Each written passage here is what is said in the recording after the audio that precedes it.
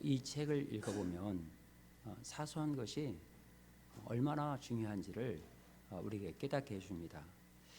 세계적인 커피 전문점 스타벅스, 또 세계 최대 인터넷 서점 아마존, 그리고 구글에 이르기까지 이 모든 공통점이 있는데요.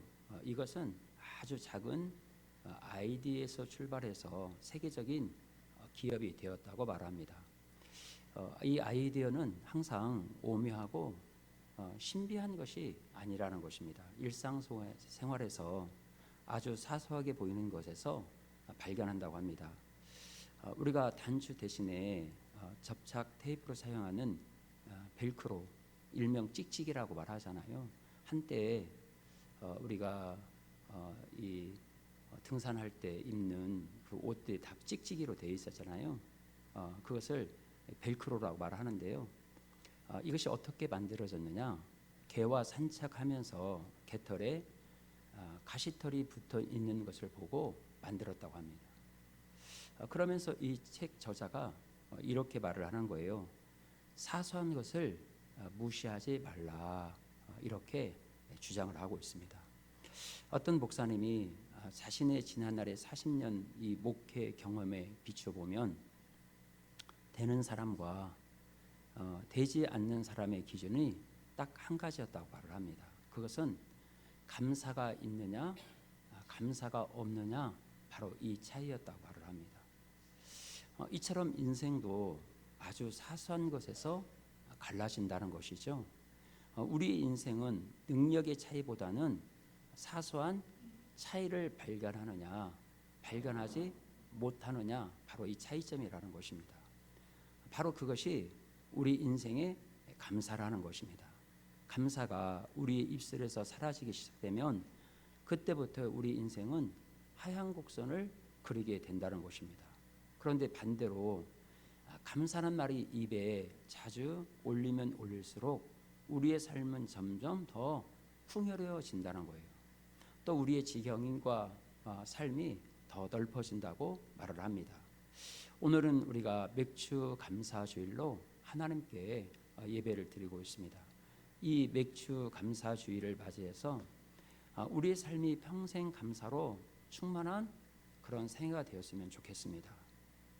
우리가 읽은 오늘 이 본문은요, 우리에게 감사의 능력이 얼마나 위대하고 그리고 값어치가 있다는 사실을 우리에게 설명해 주고 있습니다. 갈릴리와 사마리아 국경 마을은요 아주 위험한 곳입니다. 그 두 지방 사람들은 서로 적대감을 갖고 있었습니다. 그래서 국경에서는 자주 테러가 일어나곤 했습니다. 역사를 따져 올라가면 두 지방 사람들은 같은 아브라함과 이삭과 야곱의 자손이었습니다. 그런데요, 언제부턴가 역사를 거쳐오면서 두 지역의 사람들은 서로 적대 관계에 이르게 되었습니다. 그래서요, 아무도 살지 않는 그 국경 마을을 은시처로 삼는 사람들이 생겨나기 시작했습니다. 바로 나병 환자들이죠. 세상에서 소외받은 사람들이 바로 그곳에 살기 시작했습니다. 제사장으로부터 추방 명령을 받고 그곳으로 찾아온 것입니다. 갈릴리에서도 오고 사마리아에서도 찾아온 것입니다. 몸이 정상일 때는 서로 반목하고 싸우던 사람들이었습니다. 그런데 딱한 처지가 되자 한 곳으로 모이게 된 것입니다. 서로 같은 질병과 아픔을 가졌다는 것, 이것 때문에 그들은 혈통과 차이를 넘어서 함께 살았던 것입니다. 어느 날 그들에게요, 정말 믿기 어려운 소식이 들려왔습니다. 갈릴리 출신의 예수라는 사람의 소문에 대한 이야기를 듣게 되었습니다. 소문에 따라 그렇게 되면 예수라는 그분이 놀라운 하나의 말씀을 전하며 여러 가지 질병을 말씀 한마디로 치료한다는 이야기였습니다. 심지어 죽은 사람까지도 살릴 만큼 뛰어난 능력을 가지고 있다는 소문을 듣게 된 거예요.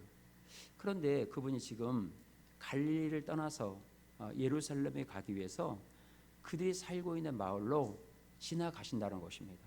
이 소식을 들은 나병 환자들의 반응은 제각기였습니다. 헛소문이겠지.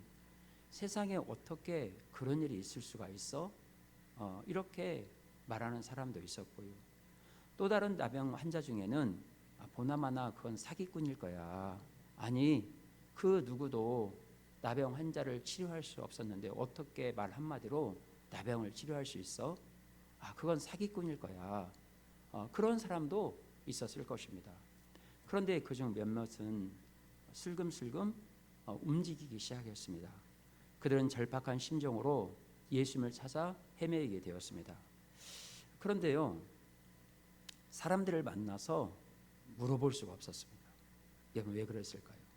만약에 자신이 나병 환자라는 사실이 제사장에게 고발되면 자기는 돌팔매를 맞아 죽을 수 있었기 때문에 그러지요.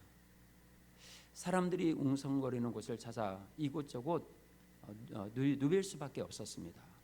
서로를 부추겨 가면서 그들은 예수님의 일행을 찾아다녔습니다. 드디어 그들이 지나가는 예수님의 일행을 만나게 됩니다. 그들은 멀리에서 소리를 쳤습니다.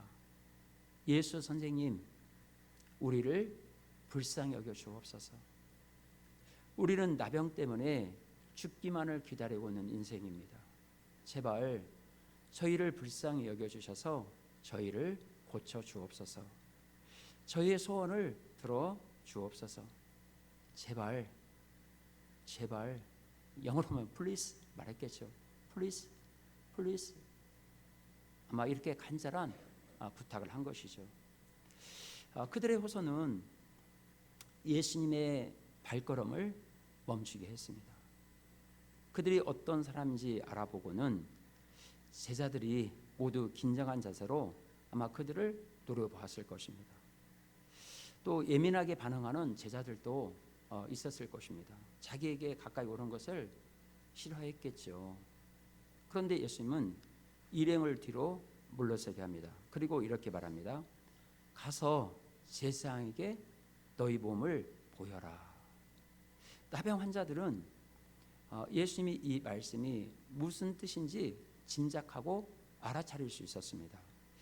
구약 레위기 규정에 따라서 이 문둥병에서 치유된 사람은 제사장에 가서 확인을 받아야 합니다.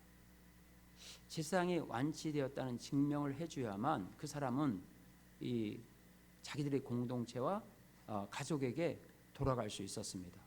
그러므로 가서 제사장에게 내 몸을 보이라. 이 말씀은 그 병이 치료됐으니까 확인을 받으라. 바로 그런 뜻이죠.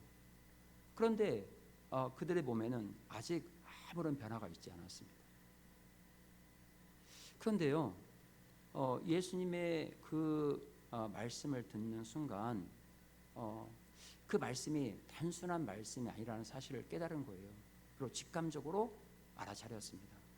지금은 내가 이해할 수 없지만 예수님의 말씀이 진실이라는 사실이 느껴진 거예요. 그들은 약속이나 한 듯이 제사장이 있는 곳을 향해 나갔습니다. 그렇게 걷다가 자신들의 피부가 깨끗해졌다는 사실을 발견하게 된 것입니다.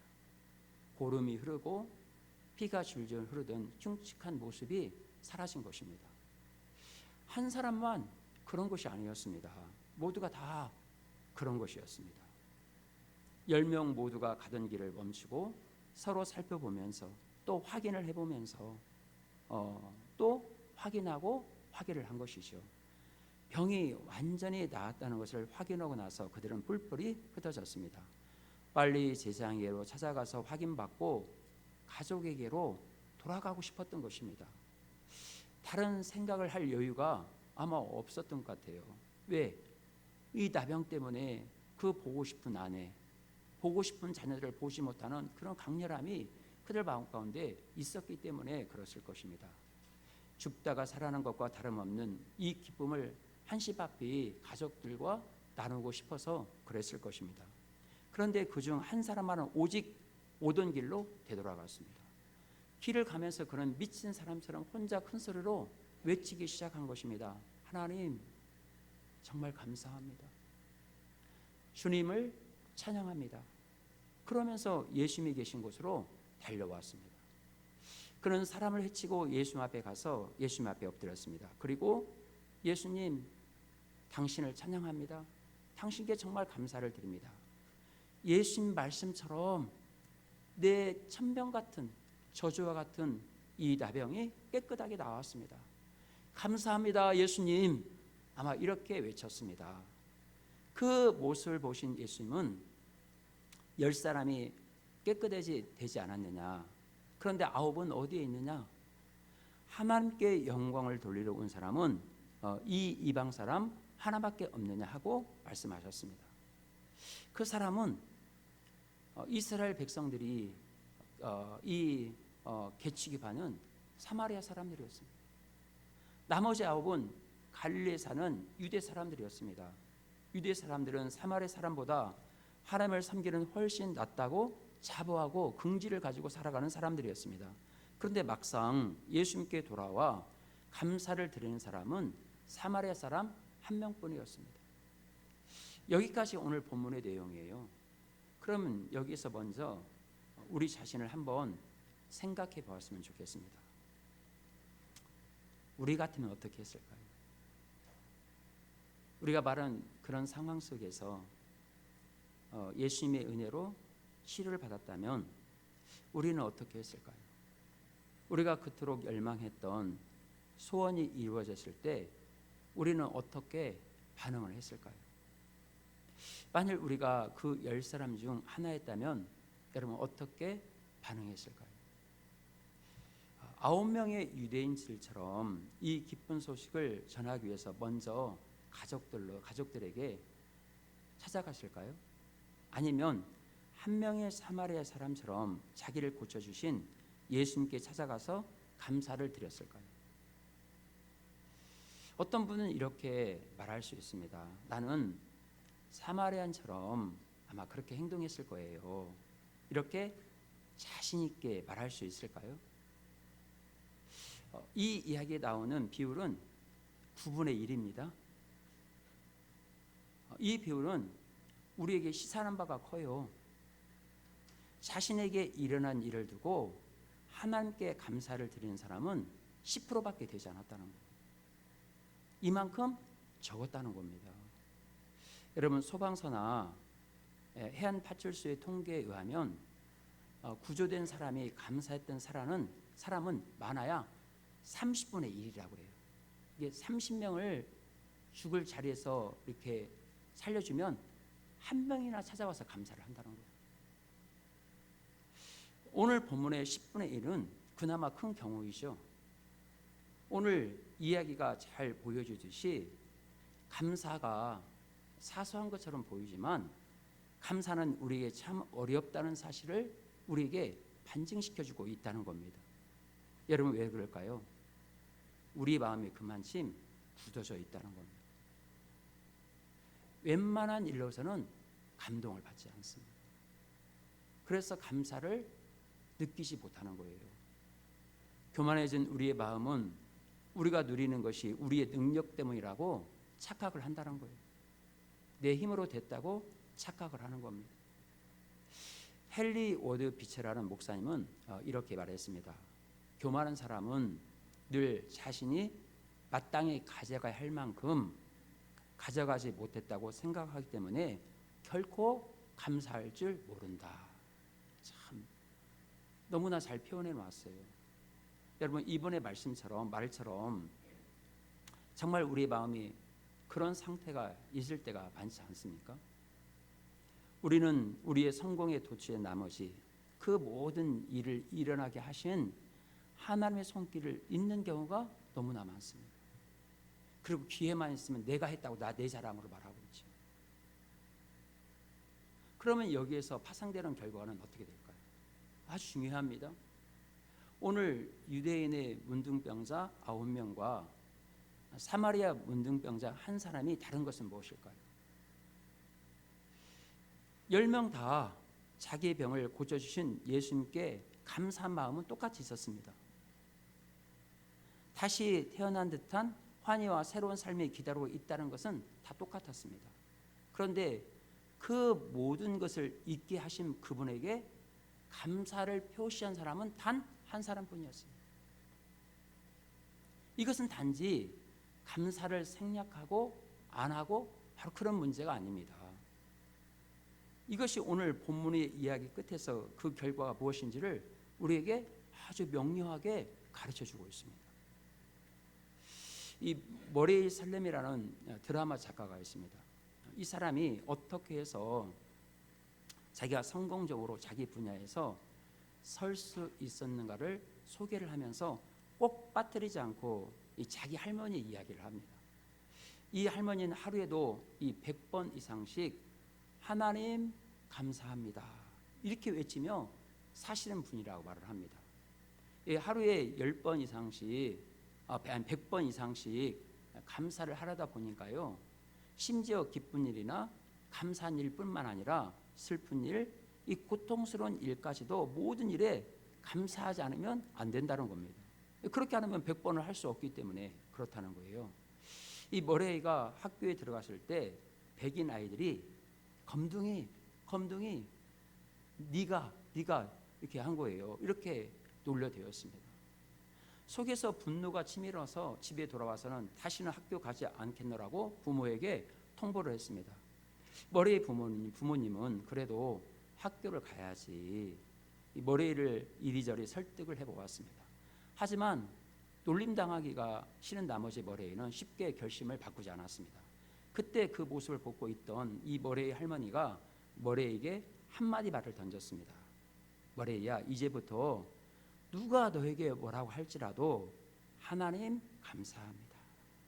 하나님 감사합니다. 그렇게 한번 외쳐봐. 그러면 너에게 굉장히 재미있는 일이 일어날 거야. 이렇게 말을 해주었습니다. 머레이는요, 그 할머니 말이 전혀 귀에 들어오지 않았습니다. 부모의 성화에 못 이겨서 다시 학교에 나가긴 했습니다.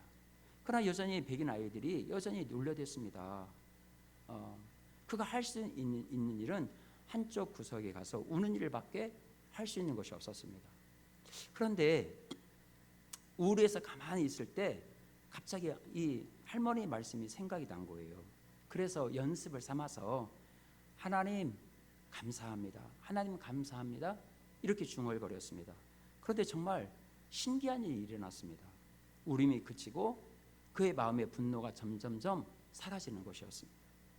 그리고 자기도 모르게 표정이 활짝 퍼지는 것이었습니다. 이제는 백인 아이들이 놀려도 하나님 감사합니다. 하나님 감사합니다. 이렇게 중얼거려 보았습니다. 그렇게 하다 보니까요, 이 백인 아이들이 놀려도 전혀 내 마음이 요동치지 않았어요. 그렇게 반응이 없자 놀리는 백인 아이들도 재미가 없어졌거든요.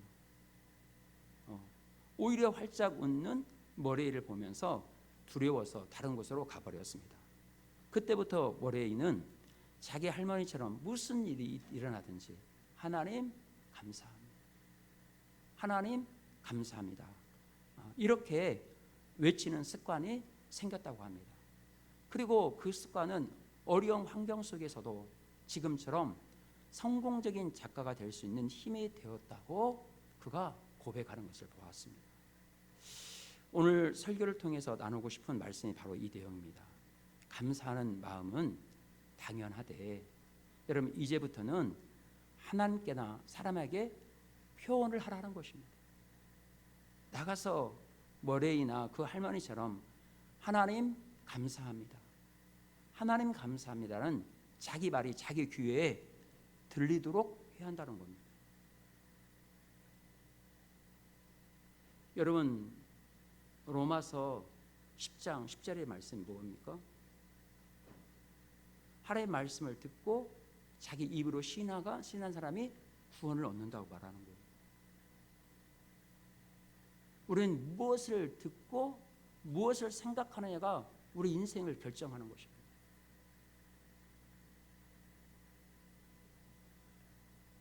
머레이나 그 할머니처럼 하나님 감사합니다. 하나님 감사합니다. 이 자기 말이 내 귀에 들리게 한다는 겁니다.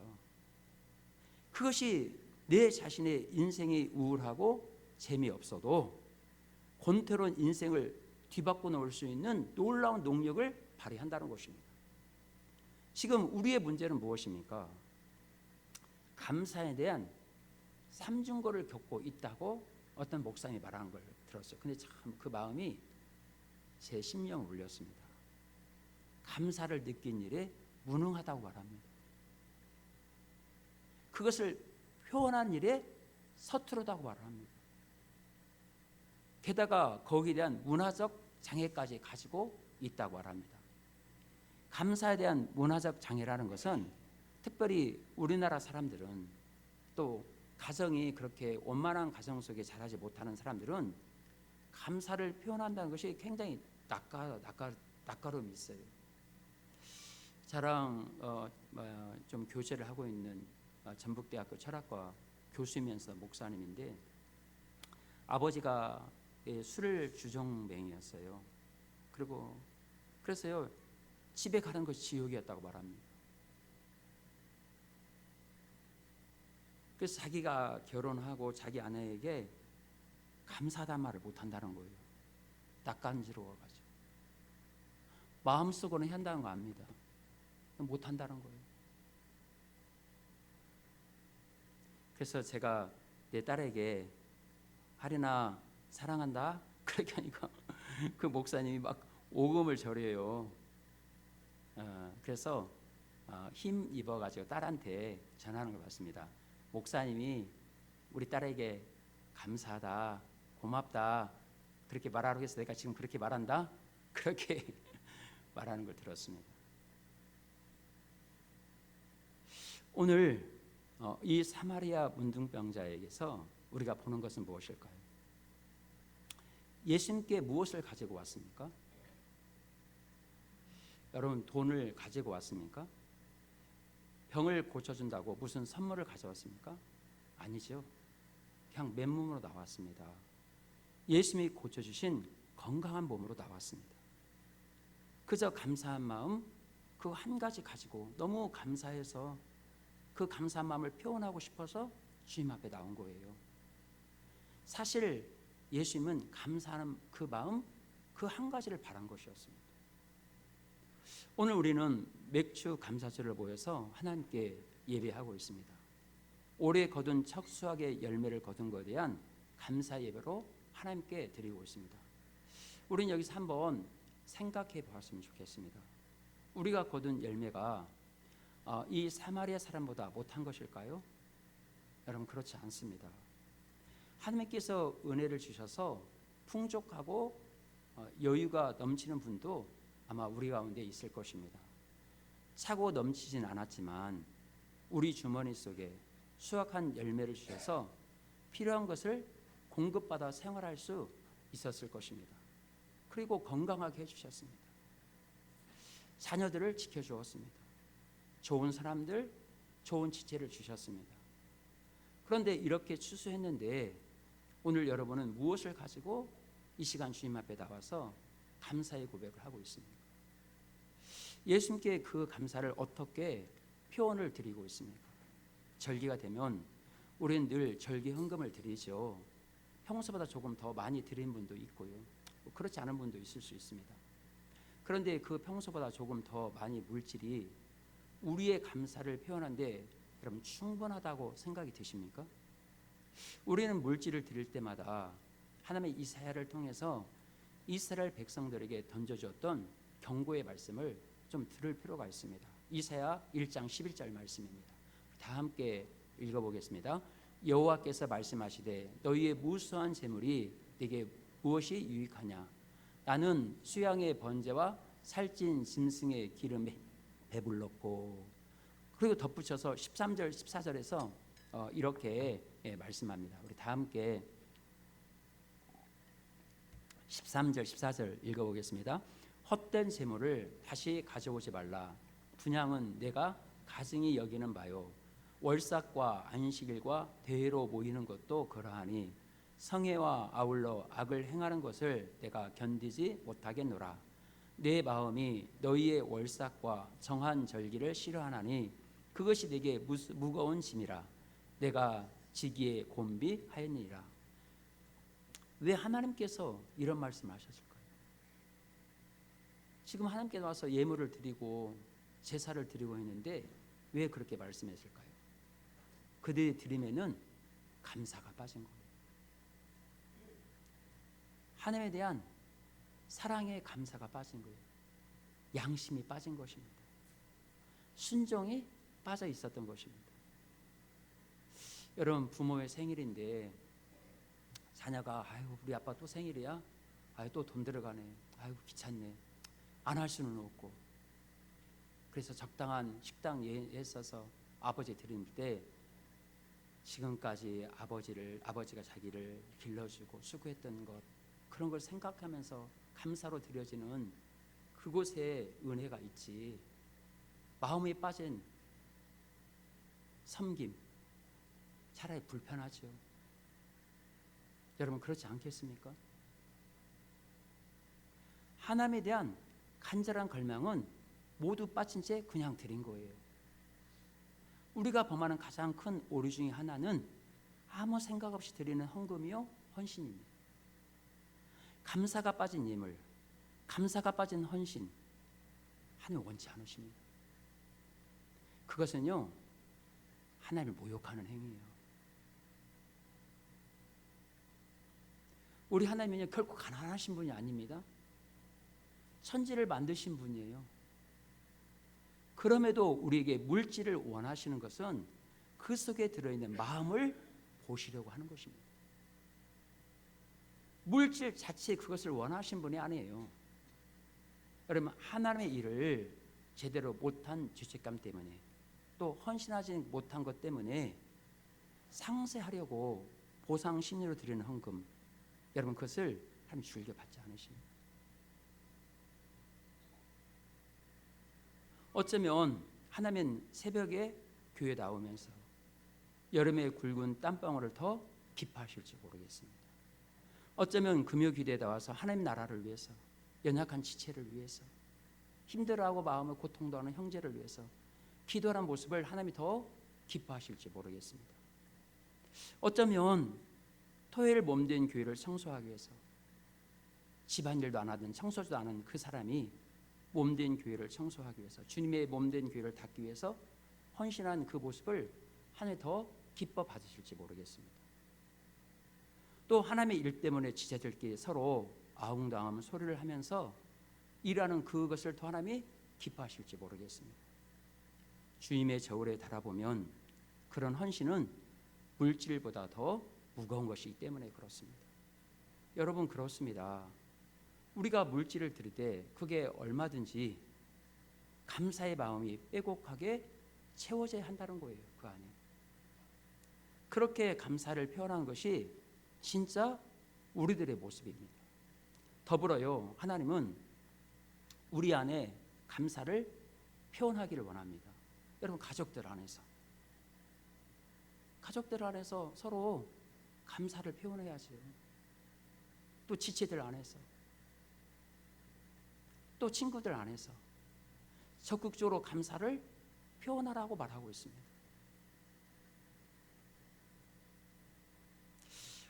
저는 제가 참 부족해요. 저도 우리 성도들에게 참 감사합니다. 설교를 준비하면서 그렇지 못한 것 같아요. 새로운 성도들이 오면 감사하다고 그렇게 표현하지 못하는 것 같아요. 어떻게 하면 더 일하는 자리를 세울까, 그런 마음이 더 맞은 것 같아요.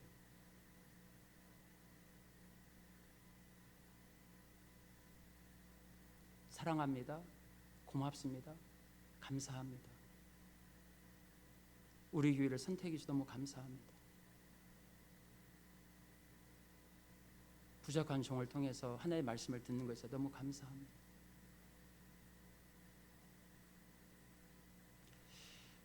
여러분 가까운 사람에게 감사하든지 사랑하든지 그런 얘기를 하려면 굉장히 힘든 분도 계실 줄 믿습니다.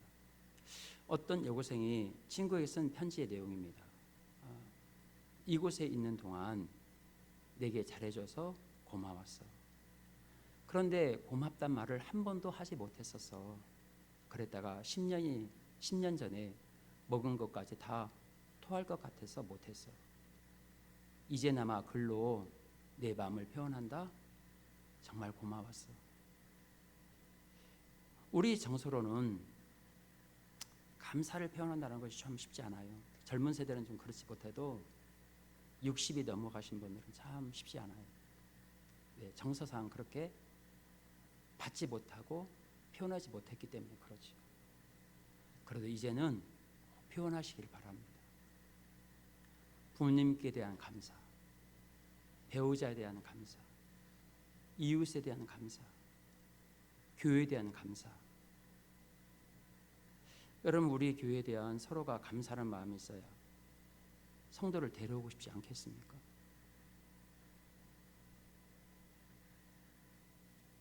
이 모든 것은요, 결코 낯간지러운 것이 아닙니다. 오늘 특별히 자녀를 가진 부모님들에게 말씀드립니다. 부모님 은혜뿐 아니라 자녀들 은혜에도 감사하기를 바랍니다. 병 안 걸리고 학교 잘 다니고 직장 생활 잘 해줘서 고맙다, 감사하다, 살아줘서도 감사하다.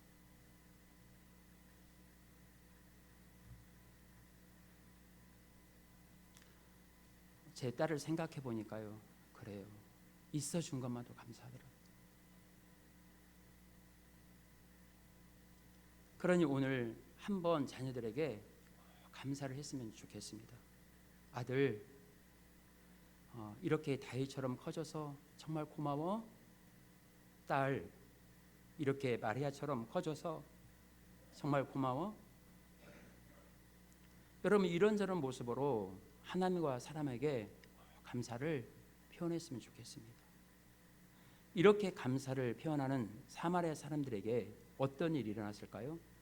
그럼 감사하는 사람에게는 상상치 못한 일이 일어납니다. 단순히 도리를 다하는 것으로 끝나는 것이 아닙니다. 사실 감사는 당연히 해야 할 것을 할 것뿐이에요. 그 후로는 어떤 일이 일어나지 안 일어나도 괜찮습니다. 그러나 감사하는 사람에겐 신기하고도 더 감사한 일이 생겨난다는 겁니다. 오늘 사마리아 사람이 예수님께 온 것은 다른 의도가 없었어요. 단지 너무 감사해서 예수님께 감사하다는 그 한마디를 하러 온 것입니다. 그런데 그에게 뜻밖의 선물이 주어집니다. 19절 말씀입니다. 19절 말씀 읽겠습니다. 그에게 이르시되 일어나 가라, 내 믿음이 너를 구원하였느니라 하시더라. 오늘 이야기는 너무나 중요합니다.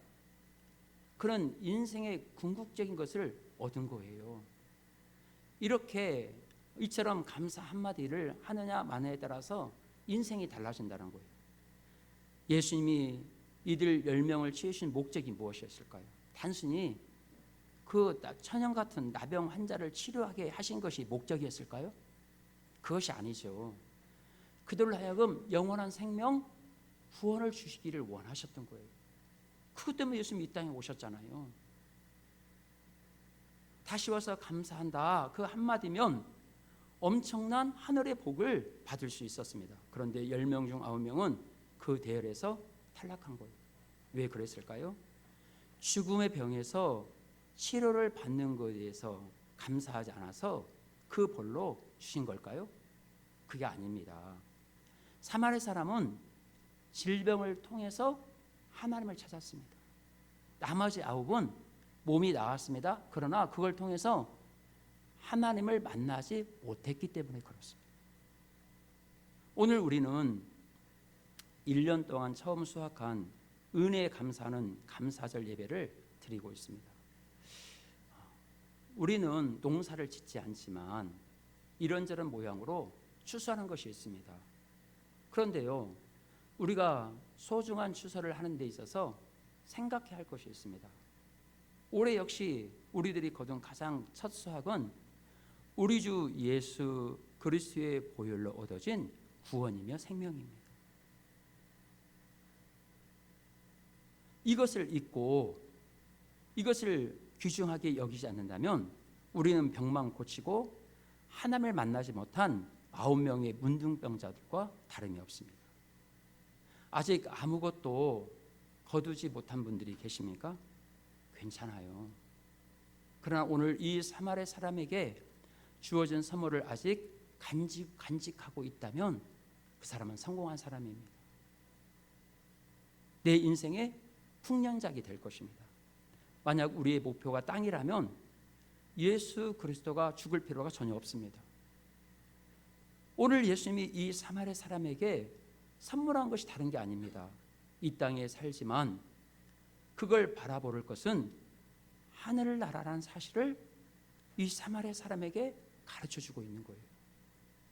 그리고 그것은 지금을 사는 우리에게 동일한 메시지라는 것입니다. 이 감사절에 우리가 회복할 것은 감사뿐만 아니라 영원한 하나님 나라인 것입니다. 구원은 세상에 살되 영원한 나라를 바라보는 그리고 주신 선물인 거예요. 그 외에는 다른 것이 아닙니다. 이 생을 사는 가운데 그러면 하나님을 가까이 머물러 살라고 명령하는 것입니다. 사랑하는 제자들 교회 성도 여러분, 이 감사절에 우린 다시 한번 꼭 감사를 회복했으면 좋겠습니다.